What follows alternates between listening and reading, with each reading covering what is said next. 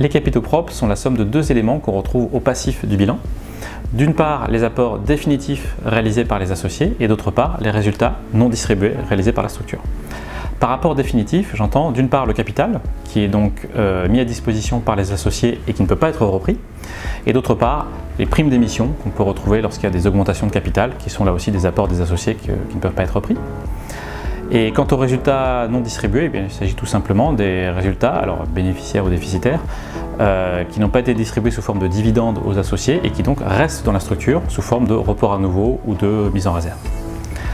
Les capitaux propres, c'est une notion qui a un double intérêt. Le premier intérêt, il est plutôt économique puisque ça permet d'avoir une première idée de combien vaut une société. C'est un des critères qui permet d'évaluer une société. Alors évidemment, c'est plus ou moins vrai selon les secteurs d'activité, mais on va pouvoir se fier au montant des capitaux propres pour savoir à peu près qu'est-ce que vaut une société.